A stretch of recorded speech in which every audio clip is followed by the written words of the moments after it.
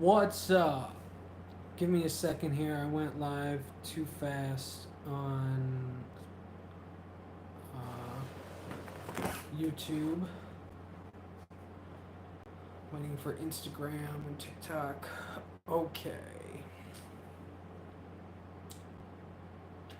What's up? It's Eric Leo 108, and this is the Friday listening party for August 8th, 2025.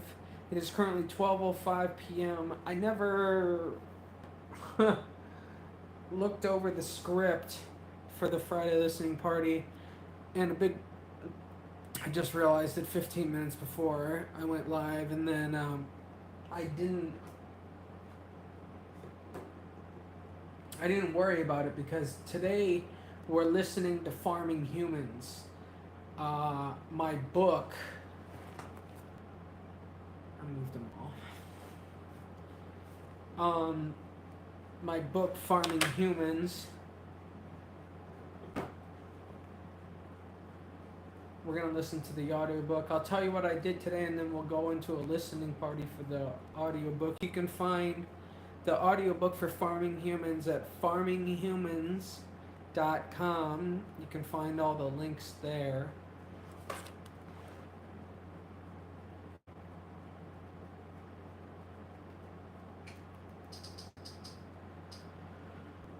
What did I do today? I got up, I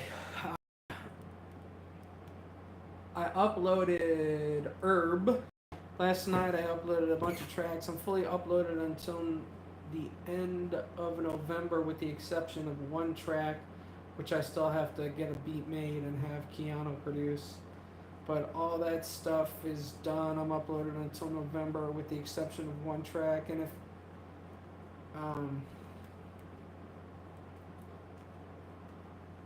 yeah, I really want to come out with the track that's supposed to be there.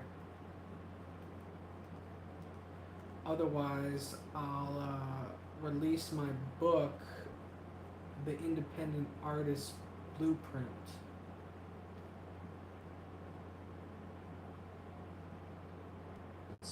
American Inequality. Then I uploaded the post to link. Posted it to LinkedIn and Instagram. Thank you for liking the live. And yeah, and then I made a post on Threads, and now we're here. So let's listen to, probably gonna listen for like an hour. You can find the abridged version on YouTube. You can find that by going to the blog post on finance.com, FIENSE.com, and I'll take you to the abridged version where you can get chapters 1 through 6 on YouTube, and that's what I'm listening to right now. Humans, American Inequality and Profit Over People in the Age of Oligarchy. Written and narrated by Eric Leo. Chapter 1. Intro. Establishing farm context and expectations. If corporations were farming humans, would you want to have a say in how they were being farmed? What if you were the one being farmed? Would you even want to be farmed by a corporation at all? A lot of people would say no, and even more would deny their concern by acquiescing their power to self-governance. This is wrong and the opposite of the desired mentality in a democracy. What if corporations were farming inhumanely? What if getting involved meant you could have a better life, not just for you, but for everyone? What would it mean to not only... This is the abridged version. You will, you can only find the abridged version on my shop at finance.com. Otherwise, you can get the full-length book on, Amazon or the audiobook. The links are all on farminghumans.com. No, I'm not going to give you a $10 Google Play gift card. Have a household, but a solvent one, and a society that actually financially supports and perpetuates inviolability. Hi, Raul. The goal of this book is to get there collectively. The truth is, corporations are farming you for money, in other words, consumerism, and labor, in other words, employment. You may say, but I live in a free country. However, what you will come to see is what you think is freedom is really an illusion of choice, and you are relatively trapped by the economic conditions that you and your neighbors vote for, which perpetuate through the ignorance from ignoring the subjects of this book. This book will explain the fundamentals of understanding that corporations rule America, why, how they are farming you, and the consequences of that power. You may have civil rights like free speech, but what you probably don't have is economic freedom. Hi, Big Dog. And what I will come to show is that this is by design, enacted and perpetuated by the oligarchy to take away your political and economic representation. In this book, you will read about the history of the Federal Reserve, oligarchy in the United States, boomers, fascism, socialism, and solutions to the issues discussed throughout the book. Civilization is like a farm in that it has domesticated humans. It used to be kings and emperors, but today corporations control civilizations around the world by controlling governments and changing laws in their favor. Some don't like their civilization's farm and start their own homestead to get away because they don't like or agree with how society functions. However, this can be seen as a cop-out, especially if you live in a democracy. This is because what you are saying is you want to live scraping by or surviving to create your own little kingdom, ignoring the system because it is unjust, while others continue to be stuck and suffer in that unjust system. This is why nothing changes. What if you put all that work into molding the system? You should change the world. Don't let the world change you. What I will show you is that the country has slowly turned into giving power to corporations, becoming more fascist, and enriching billionaires like kings. It's business over people in the United States, and there is an unrelenting devilish drive for profits to enrich shareholders. These shareholders turn around and lobby the government or outright buy elections to change laws to deregulate their businesses to reap higher profits and further enrich themselves. As I will illuminate, instead of regulating corporations and banks that are exploitative, damaging, and gaming the system, through legislation and court decisions, the United States has enabled the most hedonistic human desires and proclivities of human behavior, usually enunciating oppression through forms of usury, deception, fiat, fractional reserve banking, taxes, inflation, etc. There seems to be a disconnect. Just like how animals on a family farm usually have a better life, having a corporation run the farm loses the humanity of it all. America takes out the human in humanity and replaces it with money. It's profit over people. The American human farm is basically run by a corporation that is like many corporate farms, using industrial techniques to cut costs and raise profits, which results in inhumane harvesting of animals because that makes more money. America is the wealthiest nation ever, but with record inequality. The inequality gap is greater than during the French Revolution. During the boomers' formative years in the 1970s, you could have a house with a white picket fence, a car, a family, and afford a college education on one minimum wage income. Now nowhere in America can you afford a 2-bedroom apartment on minimum wage. Housing, healthcare, childcare, and education are all unaffordable and have quadrupled while wages have remained stagnant. So how did we get here? Well, let's start at the beginning of the United States. Chapter 2, the Federal Reserve. Boom, bust, fleeced. The control over money has existed for as long as currency itself, with those who wield this power historically known as money changers. By manipulating the money supply, these individuals or institutions could dominate markets much like any other commodity.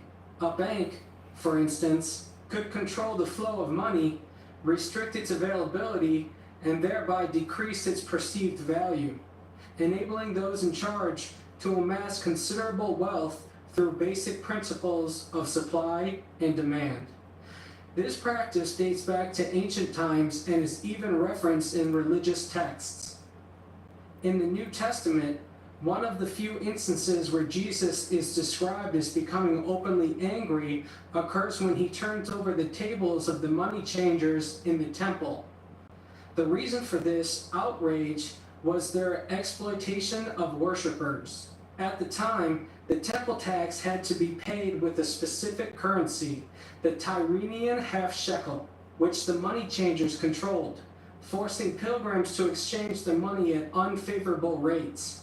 Jesus' act of defiance was a direct condemnation of this economic manipulation within a sacred space, illustrating how deeply entrenched the power of money changers had become in society. Today, the money changers function through a centralized banking system. The history of centralized banking in the United States reflects a recurring tension between federal financial authority and skepticism of private financial power. Alexander Hamilton, as Secretary of the Treasury under President George Washington, championed the creation of the first Bank of the United States in 1791 to establish the post-Revolutionary War economy and assume state debts. Modeling after the Bank of England, it was the nation's first attempt at a central bank, with 80% private ownership and 20% federal ownership. Thomas Jefferson and James Madison vehemently opposed it, arguing it exceeded constitutional limits and favored northern commercial interests over agrarian southern states. Jefferson warned, if the American people ever allow private banks to control the issue of their currency, first by inflation, then by deflation, the banks and corporations that will grow up around them will deprive the people of all property until their children wake up homeless on the continent their fathers conquered. A sentiment reflecting his broader distrust of concentrated financial power. When the first bank's charter lapsed in 1811, the War of 1812 exposed the need for centralized financial management, leading President James Madison to approve the Second Bank of the United States in 1816. Like its predecessor, it faced fierce opposition, particularly from Andrew Jackson, who vetoed its recharter in 1832, calling it a monster that enriched elites at the public's expense. Jackson's victory marked a 77-year hiatus in centralized banking until the Federal Reserve System's creation in 1913. The Federal Reserve's origins trace to a secret 1910 meeting on Jekyll Island, Georgia, where bankers Paul Warburg and politicians like Senator Nelson Aldrich drafted a plan to prevent future financial panics like the 1907 crisis. After years of debate, Congress passed the Federal Reserve Act on December 23, 1913, establishing a hybrid system of 12 regional banks privately owned by member banks, overseen by a federal board. Critics, including later figures like Congressman Louis McFadden, argued it ceded public monetary policy to private interests. President Woodrow Wilson, who signed the act, later expressed regret. I am a most unhappy man. A great industrial nation is controlled by its system of credit in the hands of a few men. Contrary to its name, the Federal Reserve operates independently of direct government control, with monetary policy decisions like interest rates made by its open market committee. It's good to have you. It creates money through mechanisms such as open market operations, buying treasury securities to inject liquidity, and fractional reserve banking, where banks lend multiples of their... Okay, so this J-Man wants to know, what is your book's premise? I'm just going to read the back. They say democracy is by people for the people, yet every day you wake up and find your choices narrowed, your paychecks shrinking, and your freedom sold to the highest bidder. In Farming Humans, Eric Leo pulls back the curtain on America's deception, a nation where corporations don't just sell you things, they farm you, harvesting your labor, your dollars, even your very voice to fatten their profit margins. From the secret origins of the Federal Reserve, which we're listening to now, to the rise of fascist tinged MAGA oligarchs, from the crushing costs of housing to healthcare to twisted weapons of faith, Leo's relentless investigation exposes how our rights have been traded for empty promises. But this is not just a reckoning, it's a roadmap. Drawing from ancient Greek wisdom, the power of nonviolent resistance, and the astonishing fact that just 3.5% of us can topple tyranny, Farming Humans arms you with the clarity, strategy, and outrage needed to reclaim the world you built.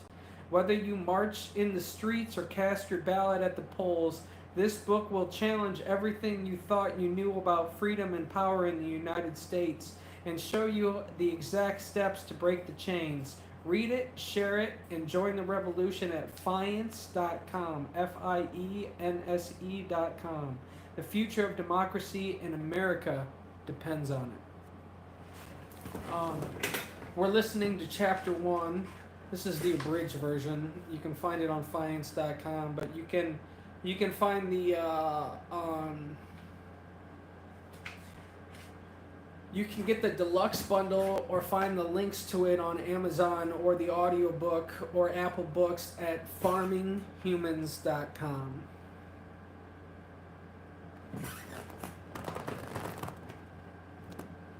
I'm very familiar with the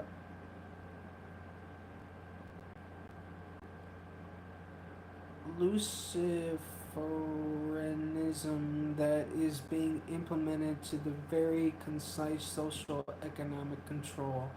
Yeah, I'm not religious, but I talk about we just went over how Jesus threw the money changers out of the temple because those that control money are known as money changers, and Jesus threw the money changers out of the temple because they could control the currency and were charging their followers at unfair rates. Oh, yeah, I'm not religious at all either, but I play to my audience, so a lot of people in America are religious, so that's why I bring it up. But yeah, I'm not familiar with the Luciferianism that is being implemented. I don't know what you mean by that. Then, I was born and raised Catholic, so yeah. Posits. This system has drawn criticism for enabling boom-bust cycles and concentrating power, as noted by economists like Milton Friedman, who blame the Fed for exacerbating the Great Depression. The concurrent 16th I could really Amendment use some reviews federal income tax on and the this. 17th Amendment direct Senate elections reflect progressive era reforms, but also Sociopolitical fueled manipulation. It has to do with the suspicions of a sociopolitical centralized manipulation financial political nexus.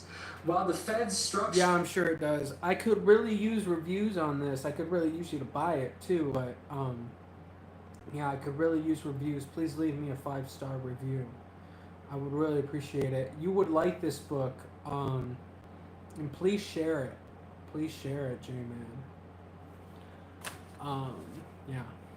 Aimed to balance public oversight with banking expertise, its legacy remains contested, embodying the enduring debate over who should control money, a tension as old as the Republic itself.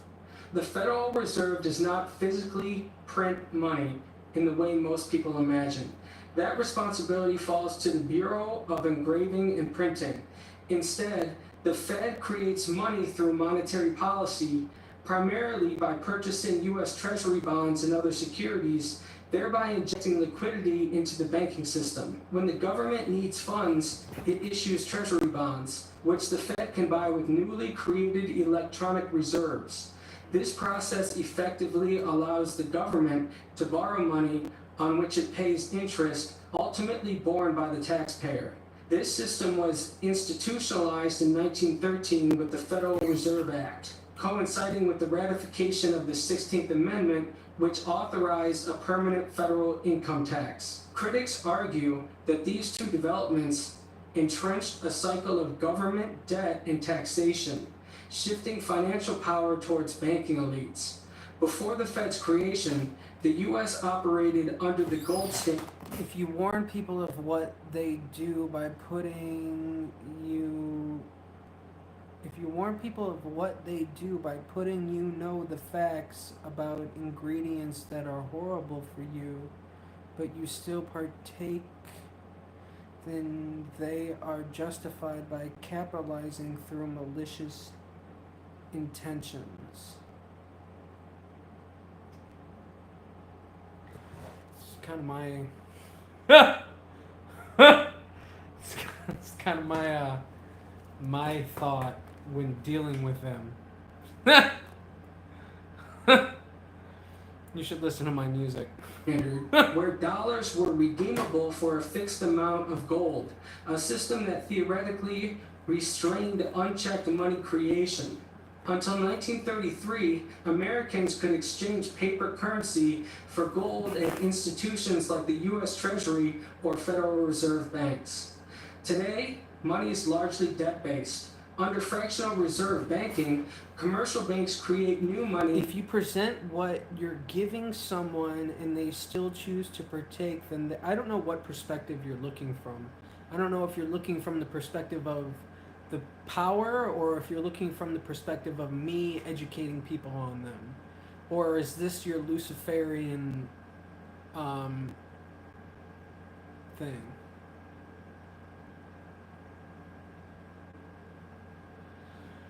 I'll tell you what, I'm going to be starting a community on school. Look out for that in September. And then we can talk. I'll have weekly chats. It'll be about $10 a month. And I'm going to educate my audience about like things that are in my music and books and stuff like that. So you'll have a chance to reach out if you'd like. Unless you want to go live right now and talk, but yeah. Whenever they issue loans, as the loaned amount enters circulation while the original deposit remains available. This means the total money supply expands with debt, a system that requires perpetual growth to avoid collapse. The problem, as some economists note, is that the principal and interest on all loans cannot be repaid with the existing money supply, since the interest money is not created alongside the principal. This dynamic effectively places the economy in a state of dependence on continuous borrowing, from the perspective of the power that is presenting bad food that is not good for you. They present the ingredients that are in the food and still choose to purchase it, then it makes it justifiable by powers. Okay, that's what's up. How do I do the live thing? LOL. I don't know. I couldn't tell you. Maybe I have to invite you? See if I can invite you. And I don't know if it does do it. I know you can do it on Instagram. Yeah, I don't know how. I know you can do it on Instagram. On Instagram, you can have like invite people on, but I don't know on YouTube if you can invite people on. I would totally. But yeah, if you, I need my other book. Give me 1 second.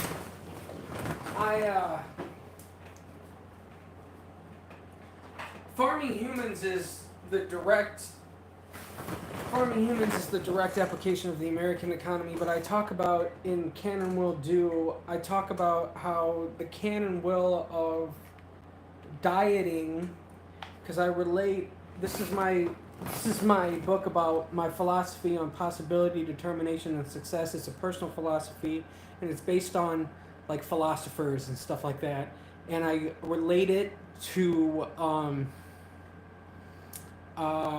practical applications like becoming an entrepreneur, doing music, or building muscle and losing weight.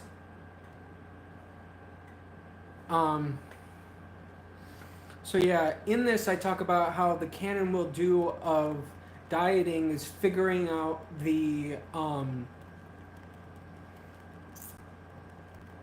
American system that basically has taken out fiber and protein. Like, I've been losing weight because I put more fiber and protein in my diet, and I basically just don't eat the junk that is readily available in America.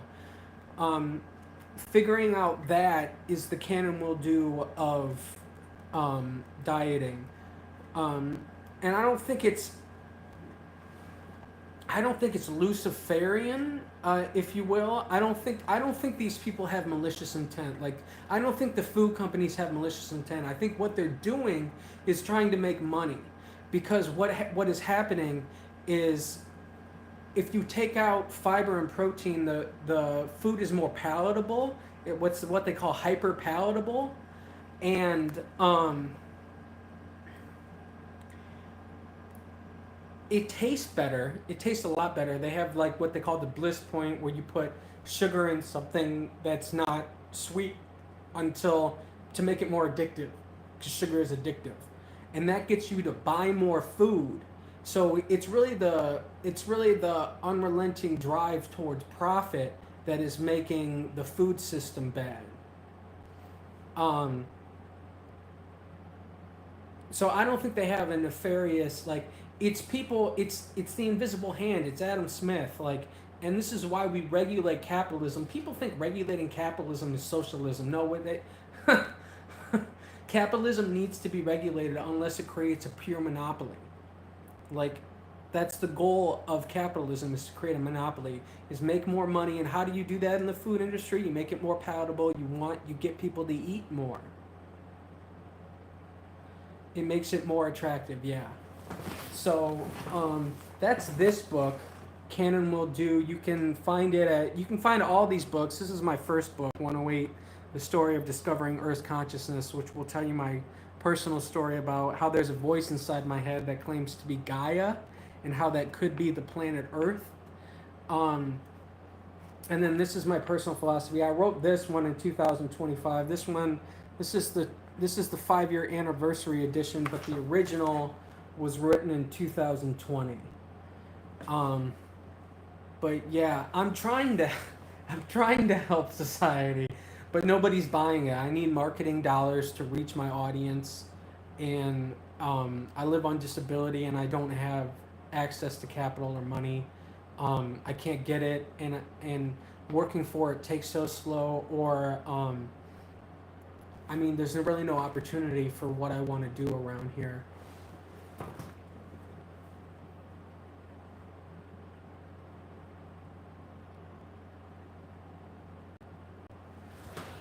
Well, if you live in society, you kind of have to be socialistic. That's a part of being a part of society and making a society. Yeah, I would agree. That's why I think billionaires should be taxed at 99%, is because they extract labor and they get all this money, and they're not paying the true cost to society. They extract labor, they don't work for it. So they have to contribute to society. This is elementary. This is like paying taxes for roads and schools and all this stuff. I don't know if you have to be socialistic. You can be capitalist, but most people don't understand what capitalism is. They don't even understand what socialism is. Socialism is workers' rights over production, but they think it's giving poor people money. But that's just what the elites do. That's what the elites construe socialism as, to defer from what it really is. Because most people would say, if you would ask them, do you think workers should have a stake in in the company, they would say yes, but that's socialism. So,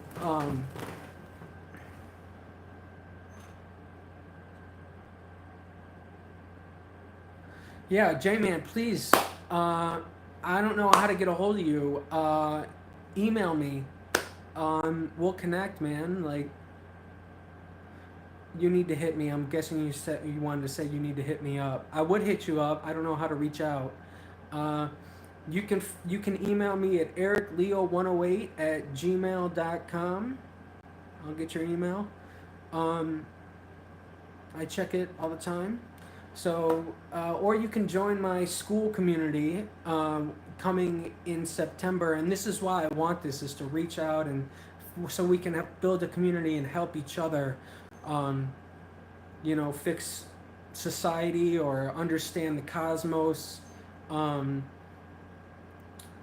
or there's other things, or learn about philosophy. So, and it's hoarding of the capital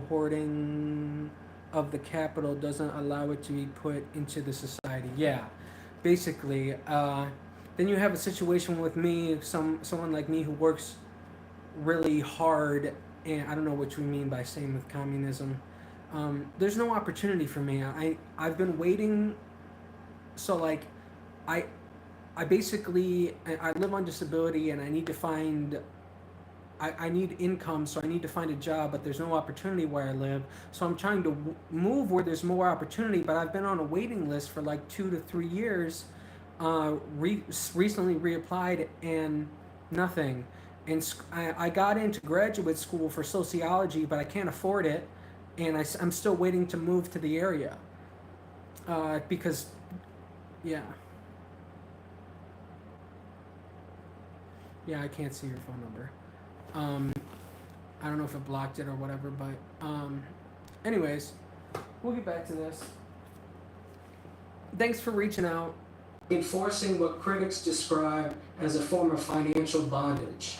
Quantitative easing, QE, the Fed's large-scale asset purchases. Quantitative easing, the Fed's large-scale asset purchases, further complicates this structure by explaining the central bank's balance sheet without directly increasing circulating currency. While opponents argue these measures stabilize economies, others warn they exacerbate wealth inequality and long-term financial instability. The debate over who truly controls money and at what cost to society remains one of the most enduring and contentious in American economic history. In other words, the U.S. government trades paper bonds for newly created electronic money. This means money is created when you take out a loan, which has to be paid back on interest. This is what is called debt bondage, as you are unable to pay back the principal and interest with just the principal. Since the United States abandoned the gold standard in 1971, the dollar has been a fiat currency. This means it has value only because the government declares it legal tender, not because it is backed by a physical commodity like gold. Without its constraint, the Federal Reserve can expand the money supply at will, leading to inflation, which erodes purchasing power over time. Unlike sound money systems, where currency is tied to a finite resource, fiat systems allow unchecked monetary expansion, benefiting financial elites at the expense of the working class. Usury laws, which cap interest rates on loans, have existed for centuries to prevent predatory lending. Historically, many religions and civilizations, including medieval Christianity and Islam, condemned excessive interest as exploitative. In the U.S., usury laws vary by state, with some setting strict limits on interest rates for consumer loans, credit cards, and mortgages. These regulations exist to protect borrowers from being crushed by debt. Yet, while ordinary citizens are subject to usury laws, the Federal Reserve operates without such constraints. The Fed sets benchmark interest rates, effectively determining the cost of borrowing for the entire economy. When it lowers rates, it encourages debt expansion. When it raises them, it triggers economic contractions. This power allows central banks to manipulate credit cycles, enriching financial institutions that profit from debt while leaving everyday Americans vulnerable to boom and bust instability. Inflation is often dismissed as a natural economic phenomenon, but in reality, it functions as a regressive tax, one that disproportionately harms wage earners while benefiting asset holders. When the Fed creates money through quantitative easing or fractional reserve lending, the new currency dilutes the value of the existing dollars. Wages rarely keep pace with rising prices, so workers lose purchasing power. Meanwhile, the wealthy, who own stocks, real estate, and other hard assets, see their holdings inflate in nominal value, widening wealth inequality. In other words, the money changers took the US government off the gold standard. They issued fiat money, then bought physical assets, and then printed more money, inflating the value of their assets while reducing buying power. Then they trigger an economic contraction or bust. They buy more assets at a discount and then inflate their asset value. Rinse and repeat. The result makes it so every time you have a boom and bust cycle, capitalists buy more assets, essentially fleecing the American public of any real wealth the country creates. In this way, the central banking system thrives on controlled instability. Here's how it works. First, the Fed injects liquidity into the economy by buying treasury bonds, effectively printing money, or lowering interest rates, fueling cheap credit. Second, banks and corporations borrow at near zero rates, buying up real estate, stocks, and commodities. This drives up asset prices, enriching those already holding wealth.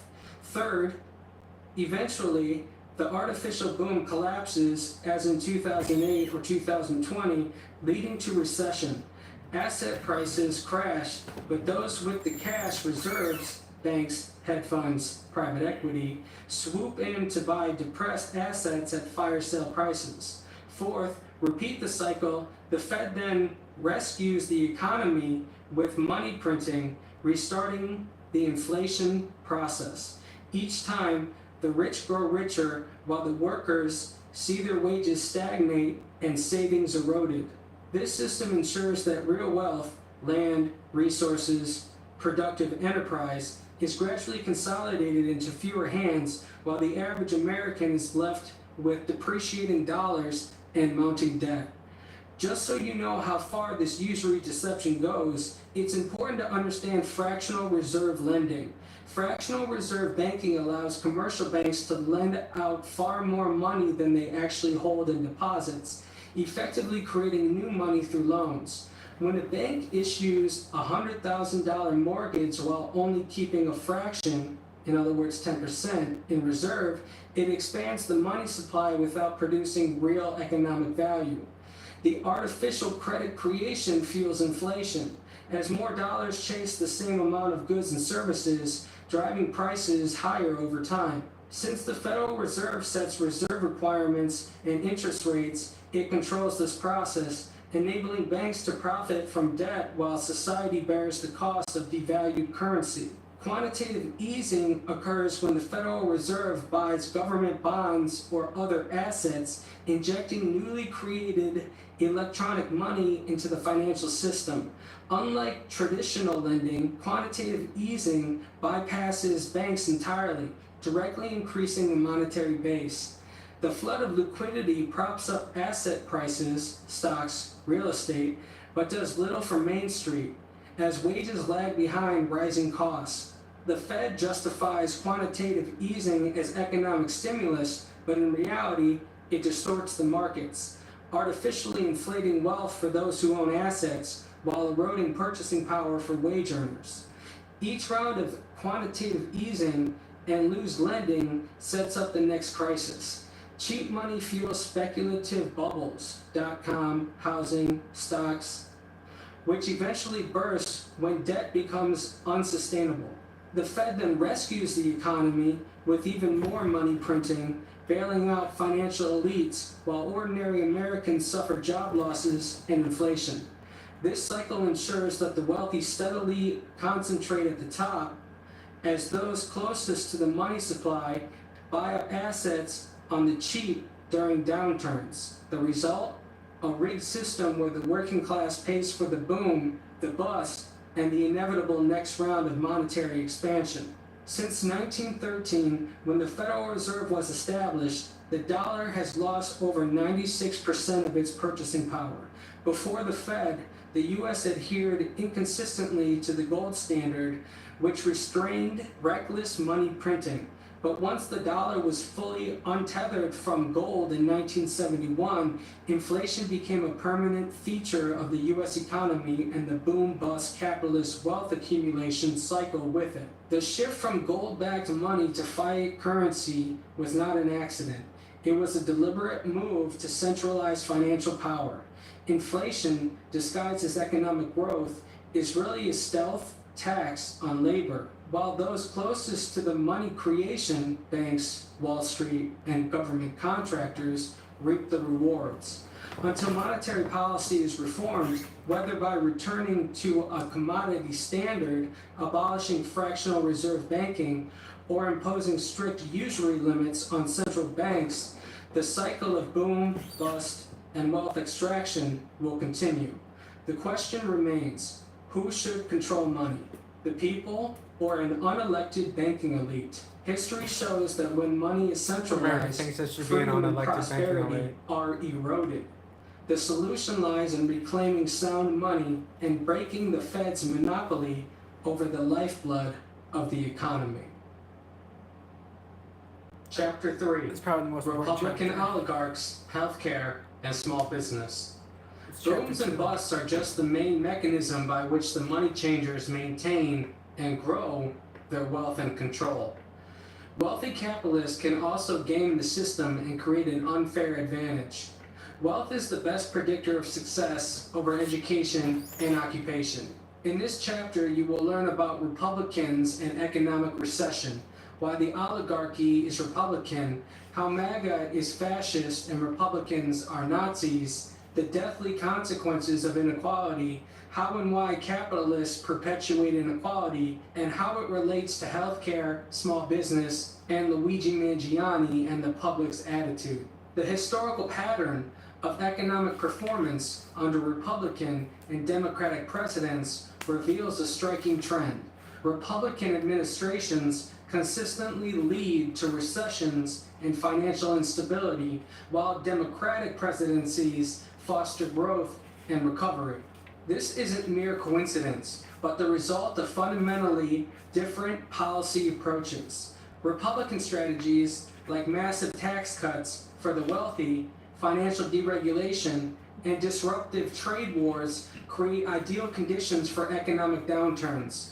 The Trump tax cuts of 2017 added nearly $2 trillion to the national debt while failing to deliver promised wage growth, and his trade wars cost American farmers billions while triggering recession warnings. Meanwhile, Democratic policies like infrastructure investment, social safety nets, and strategic stimulus packages have repeatedly pulled the economy out of Republican-created crises. President Clinton left office with a budget surplus and 23 million new jobs, while Biden's policies created over 16 million jobs in just 3 years. The pattern is undeniable. 10 of the last 11 recessions began under Republican presidents, while Democratic administrations consistently produced stronger job growth, higher GDP expansion, and lower unemployment. This boom-bust cycle serves a specific purpose. Economic crashes allow wealthy capitalists and financial institutions to buy up assets at fire sale prices, only to see those assets rebound in value under subsequent Democratic leadership. The result is a system where working Americans bear the brunt of Republican-created recessions, while economic elites profit from the volatility. From Reagan's trickle-down failures to Trump's disastrous trade wars, the evidence shows Republican economic policies don't just fail, they actively undermine stability for the benefit of the wealthy few. The solution isn't just alternating between parties, but recognizing that one party's approach consistently produces crises while the other consistently engineers recoveries. Until this fundamental imbalance is addressed, the cycle of Republican-created recessions and Democrat-led recoveries will continue to transfer wealth upward while leaving working families increasingly vulnerable. The alignment of wealthy elites with the Republican Party stems from a convergence of economic interests and ideological principles that have developed over more than a century. Historically, since the Gilded Age of the late 19th century, America's wealthiest individuals and corporate interests have consistently supported political movements advocating for deregulation, lower taxes on capital and high incomes, and reduced government insight of business. This preference intensified after the political realignment of the 1960s, when the Republican Party fully embraced supply-side economics and positioned itself as the standard bearer of corporate interests. From a rational self-interest perspective, wealthy individuals naturally favor policies that maximize their financial advantage. Lower taxes preserve more of their wealth. Deregulation reduces business costs and increases profits. And weakened labor protections suppress wage growth to benefit corporate bottom lines. These policy preferences align perfectly with conservative Republican ideology, which emphasizes limited government intervention in markets and lower taxes as core principles. The wealthy then reinvest portions of their growing fortunes into political influence through campaign donations, super PACs, lobbying efforts, and media ownership, creating a self-reinforcing cycle where money buys political access and favorable policies, which in turn generate more wealth to purchase greater influence. This explains why Republican policies consistently benefit the wealthiest Americans while often harming working-class constituents who vote for them. The party has effectively become the political arm of an oligarchic class that uses it to enrich their economic dominance. The data bears this out. Since 1980, Republican tax policies have overwhelmingly favored the top 1%, while Democratic administrations have typically implemented more progressive taxation. Corporate lobbying expenditures heavily favor Republican candidates, with business interests spending nearly twice as much on GOP campaigns as Democratic ones in recent election cycles. This systematic capture of government by wealth explains why America's inequality gaps widen under Republican leadership and why the party consistently opposes campaign finance reform, minimum wage increases, and stronger financial regulations. Such measures would threaten the very mechanisms that allow the wealthy to maintain their disproportionate influence over the political system. The result is what political scientists describe as a form of oligarchy, where a small economic elite effectively controls the levers of government through their financial power. While both parties receive substantial donations from wealthy interests, the Republican Party has become particularly dependent on and responsive to its ultra-wealthy donor base, often at the expense of its working-class voters. The dynamic creates a feedback loop where Republican policies generate concentrated wealth at the top, which is then deployed to secure more Republican victories and more wealth-concentrating policies. The evidence appears in tax records, wealth inequality data, and policy outcomes. When Republicans control government, the rich get richer faster. Corporations face fewer restrictions, and the mechanisms of democratic accountability weaken. This explains why America's billionaire class overwhelmingly supports Republican candidates, and why the party's platform so consistently serves their interests above all others. It's not merely a political preference, but a rational investment strategy for preserving and expanding oligarchic power.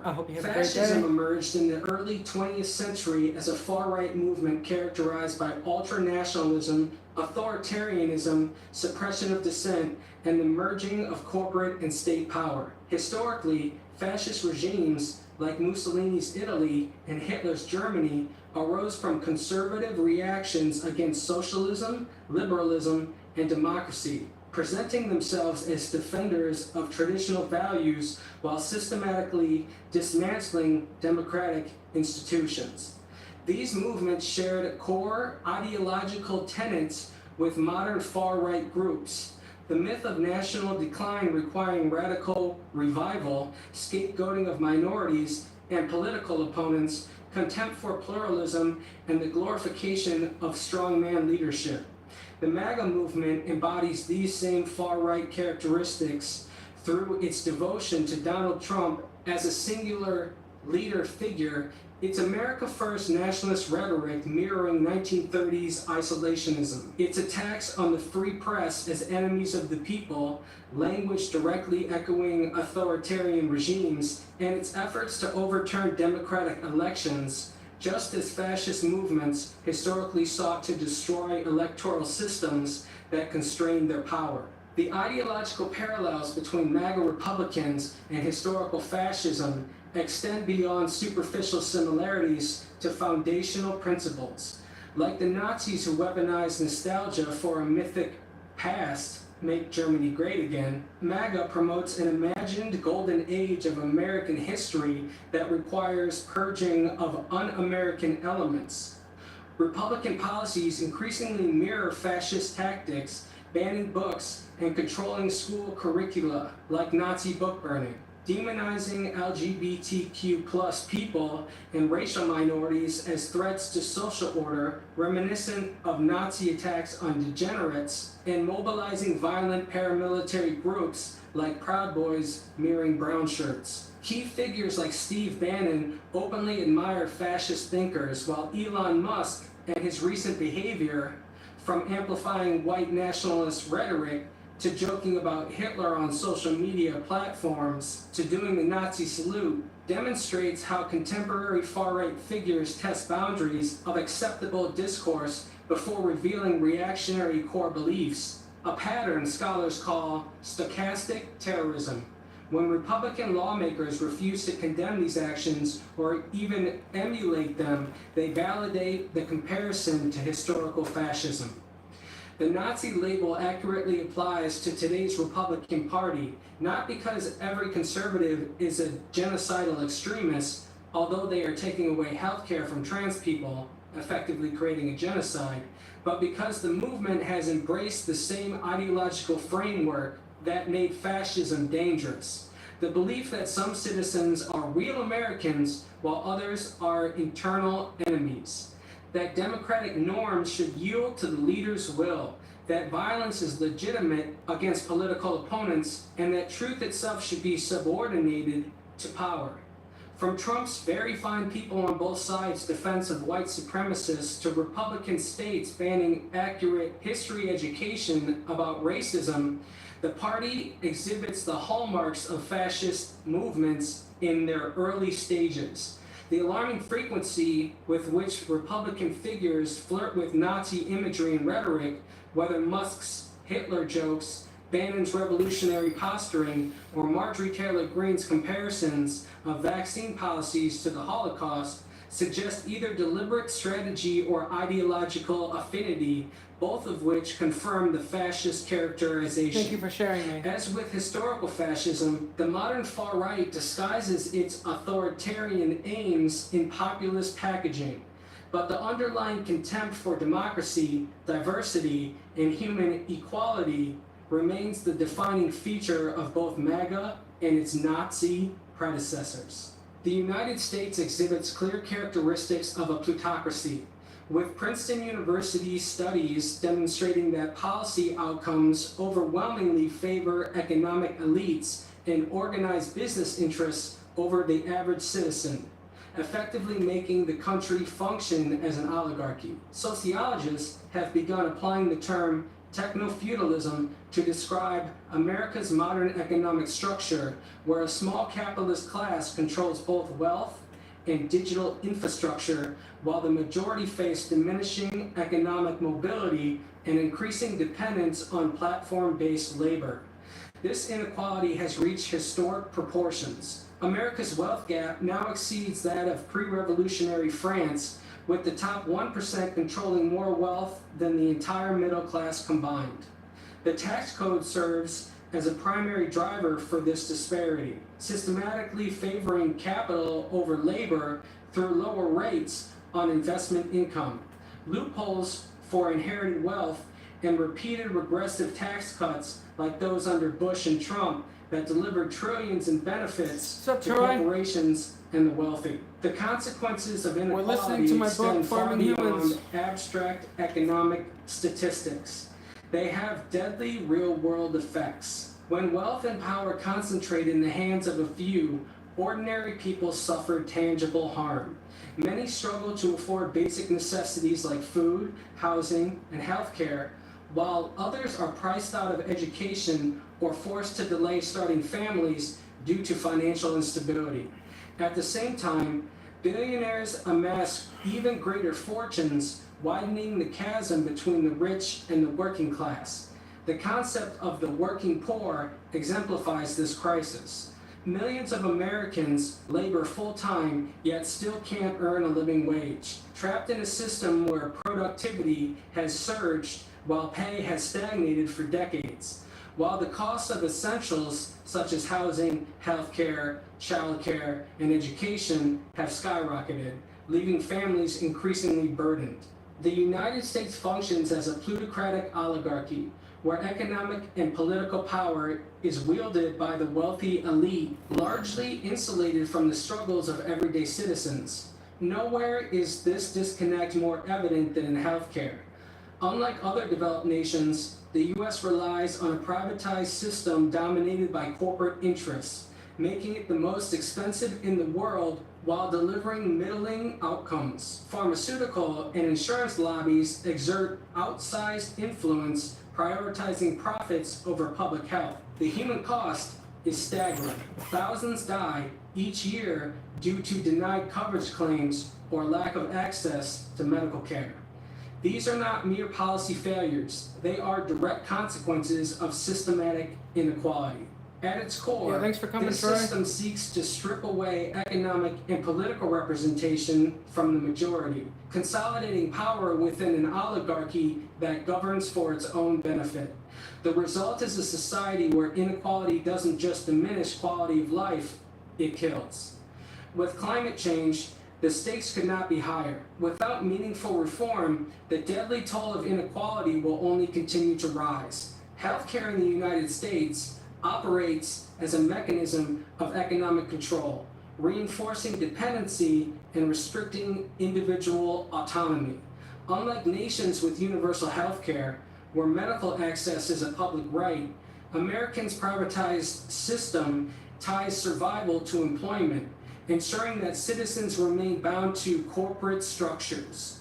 This creates a form of modern despotism, where people must labor not just for livelihood, but for the mere possibility of healthcare, a necessity priced beyond reach for many. The system functions as an invisible caste mechanism.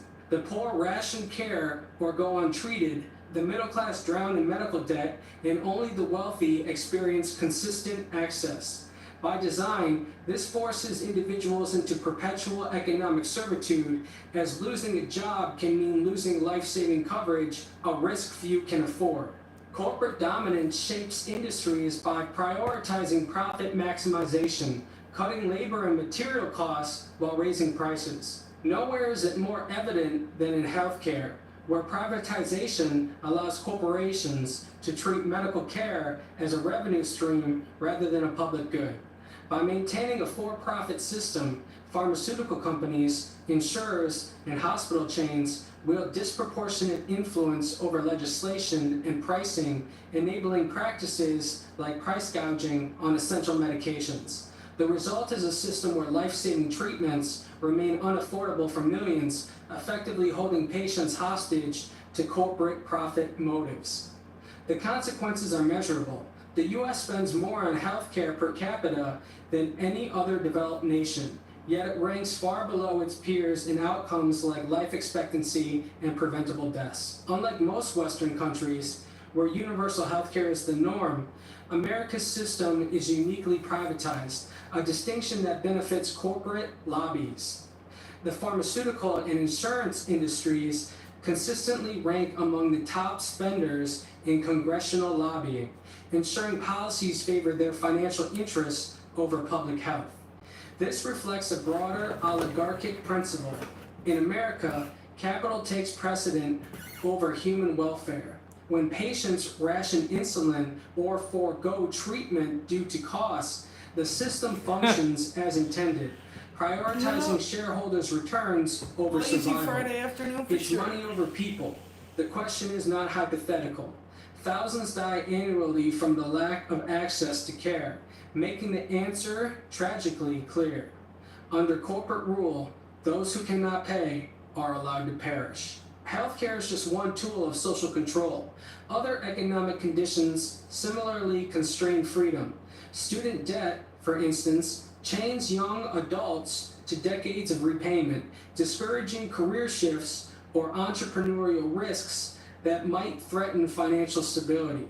Housing insecurity, driven by speculative markets and stagnant wages, forces families into exploitive rental agreements, with eviction looming over any missed payment. Even transportation dependence on car ownership in a country with underfunded public transit traps low-income workers in cycles of debt for repairs, insurance, and fuel.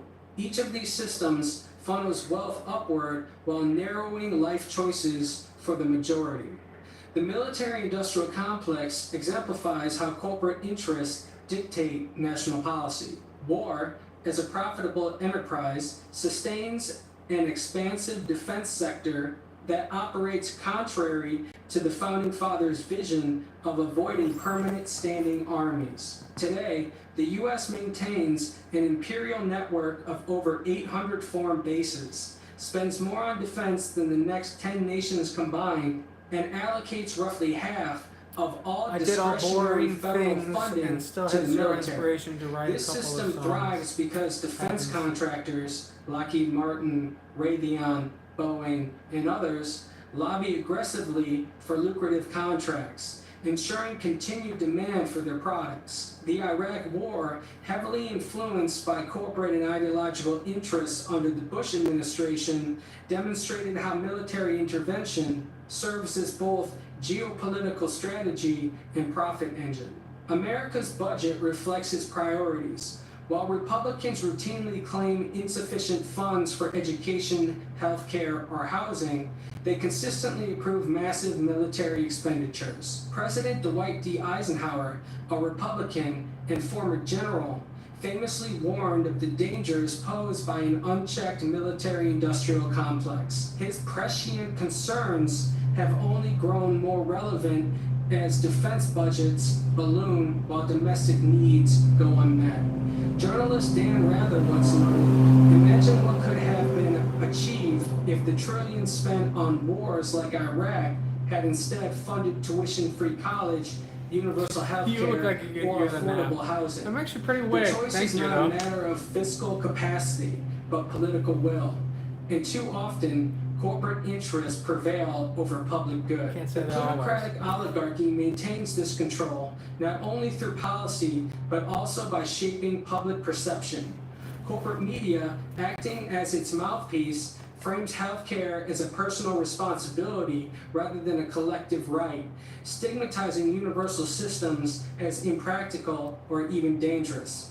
By obscuring the fact that every other wealthy nation provides cheaper, more effective care, the narrative entrenches the status quo. The result is a society where survival is conditional on compliance, a stark illustration of how economic structures dictate behavior, reinforcing inequality while masquerading as freedom. The corporate media perpetuates a pervasive myth that healthcare is a privilege to be earned through labor, not a fundamental human right. This narrative conditions the public to view those without employer-sponsored coverage as lazy freeloaders, reinforcing the idea that survival must be justified by economic productivity. Yet this manufactured moral framework collapses under scrutiny when applied to small business, the backbone of the American economy.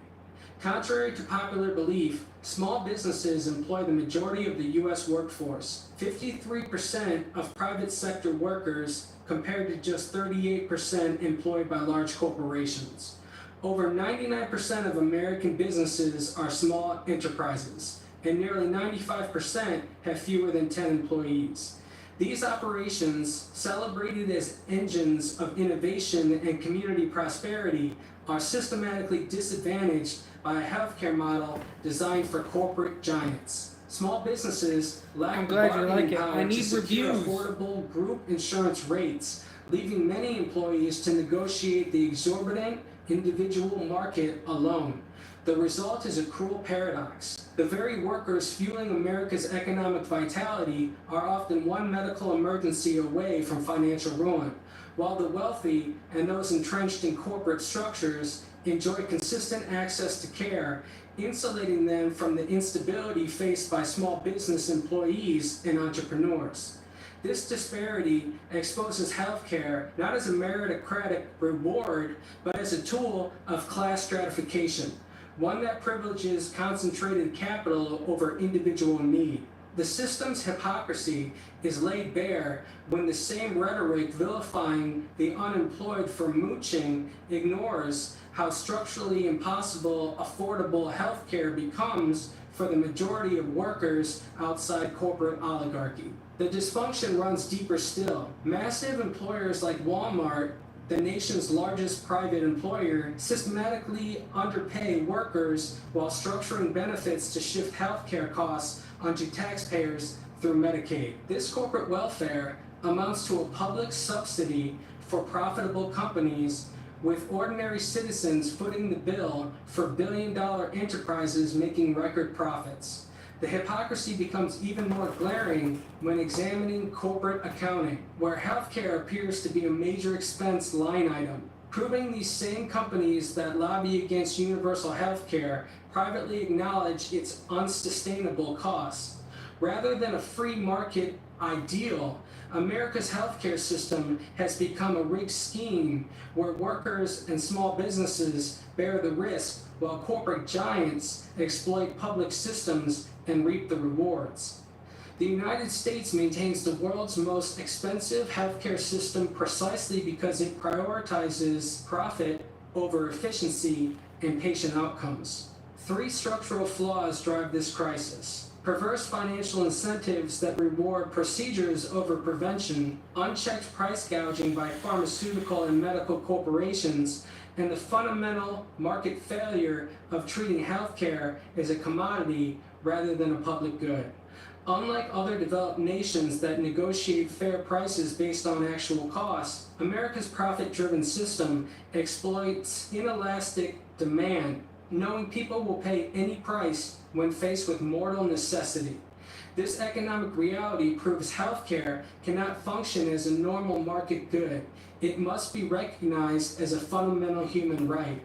Yet currently, real access remains a privilege reserved for only the wealthy or those with employer sponsorship, an unsustainable model that harms both public health and economic productivity. Transitioning to a single-payer system would actually reduce per capita costs while guaranteeing universal coverage, as demonstrated by every other industrialized nation. These systems achieve better health outcomes at roughly half America's current expenditure by eliminating administrative waste and leveraging collective bargaining power.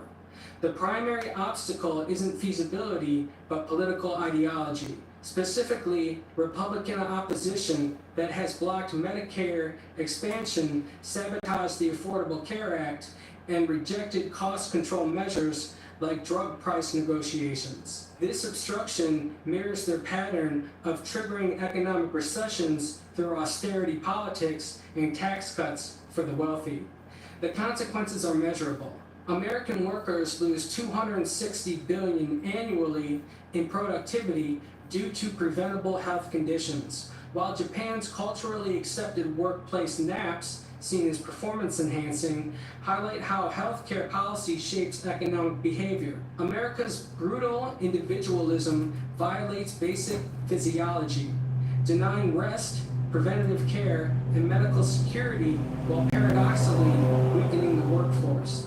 By tying survival to employment and wealth, the system actively undermines the Declaration of Independence promise of life, liberty, and pursuit of happiness, leaving citizens most vulnerable when facing health crises.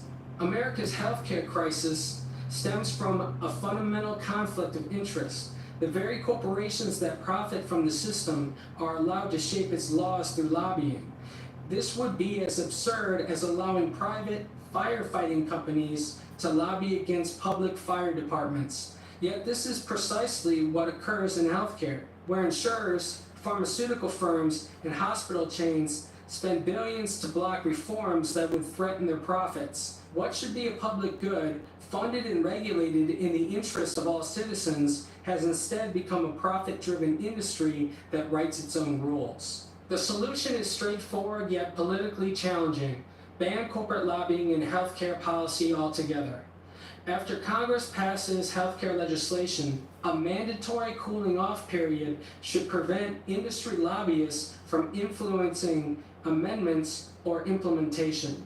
The tragic irony, of course, is that enacting such a law would require overcoming the very lobbying power it seeks to eliminate.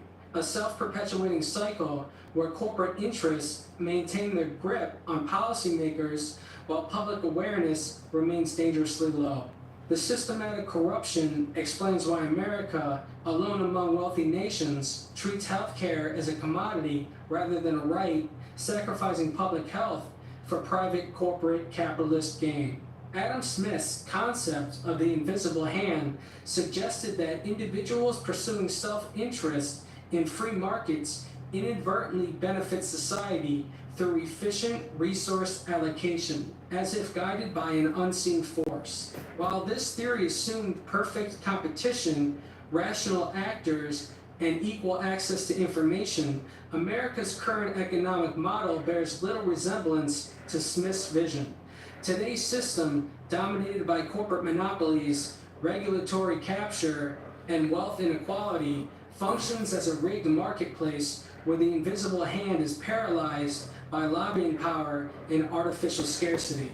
Nowhere is this distortion clearer than in healthcare, where inelastic demand meets profit-maximizing corporations, creating a system that charges quadruple per capita what other developed nations pay while delivering worse outcomes.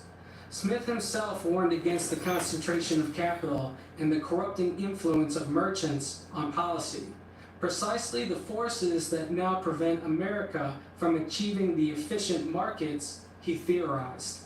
The result is an economic paradox. We invoke free market mythology while maintaining a corporate welfare state that would horrify the father of capitalism himself. The trial of Luigi Mangiani, who allegedly assassinated healthcare CEO Brian Thompson, exposes a fundamental hypocrisy in how society aligns culpability for death. If a citizen kills a corporate executive in retaliation for denied medical care, it is branded as murder and terrorism. Yet when the same executive's policies result in thousands of preventable deaths due to claim denials, it is dismissed as good business. This double standard is entrenched in legal and economic systems that protect capital while criminalizing resistance. Consider the disparate treatment of Jordan Neely and Daniel Penny. Neely, a homeless black man, was killed in a subway chokehold by Penny, a Marine veteran who faced minimal consequences. Contrast this with Patrick, an El Paso Walmart shooter whose radically motivated massacre was prosecuted as terrorism. Yet the systematic violence of healthcare denial, which kills 45,000 Americans annually, remains unpunished. The state reserves the right to define murder narrowly, excluding structural violence. War casualties are collateral damage. Police killings are justified force. Insurance denials are standard exclusions, and corporate pollution is an externality. Language is weaponized to absolve power. The wealthy don't starve people, they optimize allocations. They don't kill civilians, they maintain order. Death is merely the cost of doing business. But when an individual like Mangiani retaliates using the same instrumental logic, treating human life as expendable in the pursuit of a goal, the system recoils in performative outrage. The charges against him, including terrorism for targeting a single executive, reveal a pervasive hierarchy of value. The life of a CEO warrants federal death penalty pursuit, while the lives lost to racism or corporate policies are statistical footnotes. This asymmetry reflects capitalism's moral scaffolding. Inequality doesn't just redistribute wealth, it redistributes the right to kill with impunity. Mangiani's supporters frame his act as a desperate indictment of a healthcare system that prioritizes profit over survival. Whether one condones his violence or not, his case forces a reckoning. Why is murder legally and culturally unacceptable only when it threatens the ruling class? The answer lies in control of language, blame, and the mechanisms that disguise exploitation as inevitability.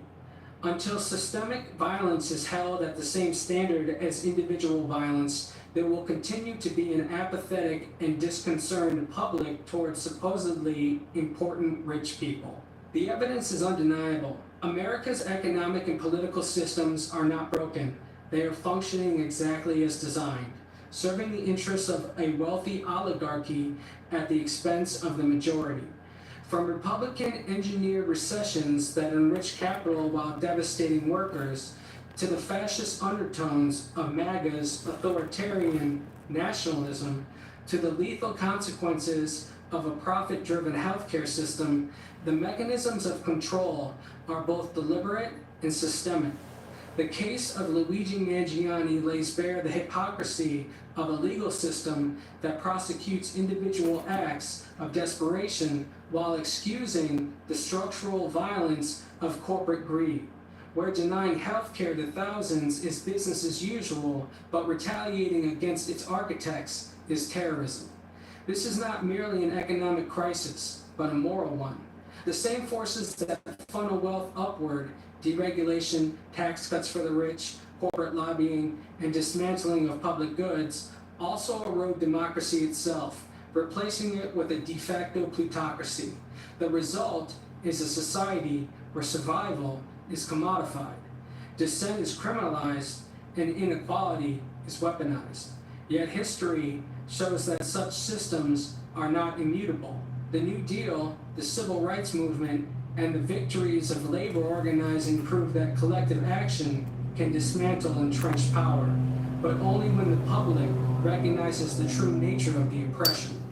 The path forward demands more than policy tweaks. It requires a fundamental reordering of priorities.